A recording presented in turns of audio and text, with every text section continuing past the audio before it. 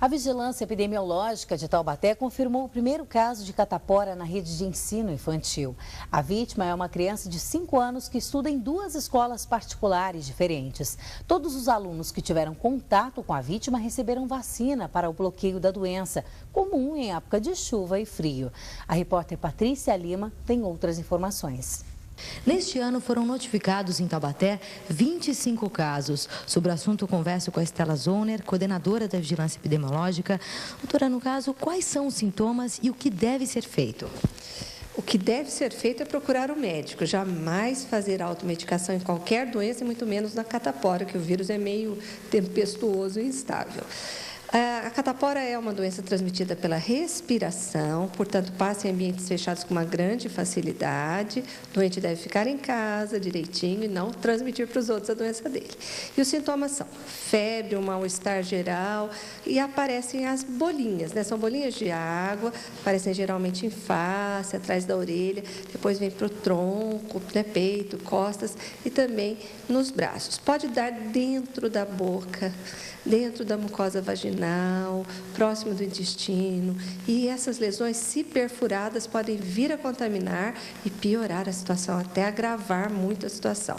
É uma doença imunodepressora, o indivíduo doente pega qualquer outra coisa que passar por perto e de alta transmissão. Alguém não imune, não vacinado ou que não teve a doença, perto de um doente tem mais de 90% de chance de pegar a doença. Agora, entre os adultos, o sintoma pode ser mais grave? Entre os adultos, às vezes, é mais grave, sim. Muitas vezes pega na infância, né? Mas eu, por exemplo, tive adulta e foi bastante severa. Naquela época, sequer vacina tinha. Incluindo gestantes. Incluindo gestantes. Na gestante, pode haver, inclusive, em alguns casos, transmissão para o bebê. Existem relatos, né? E daí é toda uma gravidade também, uma preocupação. E há uma vacina. Há uma vacina. No sistema SUS, infelizmente, ela só está disponível para surtos de catapora em creches, em alguns outros casos muito específicos, mas é uma vacina bastante eficiente, que previne, em muitos casos, totalmente a doença, e em alguns casos, dá uma doença bem fraquinha, com pouquinhas lesões. Em vez de 500 lesões, 5, por exemplo. Muito obrigada pelas informações. Patrícia Lima, de Taubaté, para o Band Cidade. Além de brilhar no campo, o time de futebol feminino do São José faz bonito também fora das 4 linhas. Nesta segunda-feira, as meninas levaram conhecimento adquirido nos gramados para a sala de aula. É o projeto Bola da Vez, que tem como objetivo a troca de experiências entre atletas e alunos. Olhos atentos à explicação. Uma equação aparentemente difícil de solucionar para esses alunos. Como ser um atleta profissional e, ao mesmo tempo, um bom estudante. Em um bate-papo na escola João Cursino, em São José dos Campos, jogadoras do time de futebol feminino da cidade contaram como isso é possível. Priscila, por exemplo, é formada em educação física. Para você ser um bom esportista, você também tem que ter o estudo em dia, até por parte de disciplina. A palestra fez parte do projeto Bola da Vez, realizado nas escolas de ensino médio de São José dos Campos. Alunos do 3º ano ouviram a história emocionante da atacante Chu. Ela perdeu a mãe ainda adolescente e, mesmo sem apoio da família, superou as dificuldades e conseguiu chegar à seleção brasileira. Se mistura em drogas, vícios. Isso só leva a vocês a cada vez mais afundar as instituições de vocês.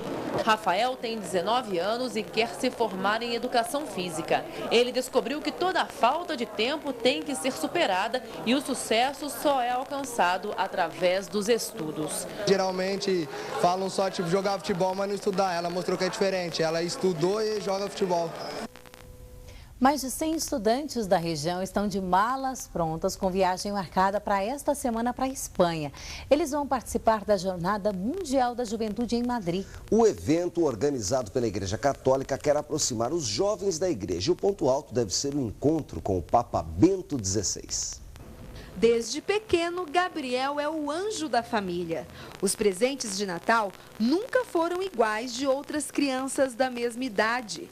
Sempre muito religioso, ele buscava retribuir o amor de Deus. Era meio diferente, assim, gostava de ganhar meio santos, assim, essas coisas mais de igreja. Eu gosto muito de igreja, de amar a Deus. É uma felicidade muito grande, é uma coisa bem divina mesmo, uma coisa que enche essa casa de luz, enche essa casa aqui é indescritível, né? E com a Bíblia em mãos, ele pede proteção divina para a primeira viagem internacional. Serão mais de 10 horas de voo rumo à Espanha, onde acontece a 26ª Jornada Mundial da Juventude. E o momento mais esperado é o encontro com o Papa Bento XVI. Estou muito ansioso. E também para conhecer e ver que muitos jovens que vão estar reunidos lá no mesmo encontro, que são mais de milhões de jovens no mundo inteiro que está lá.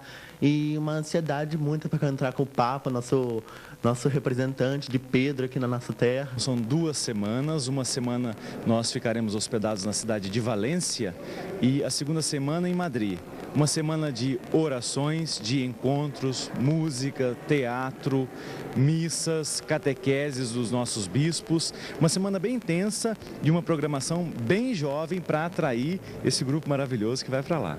Só do Brasil são mais de 16 mil jovens que participam do evento que reúne a cada 3 anos milhões de católicos do mundo inteiro. Juntos, eles formam uma corrente pela fé.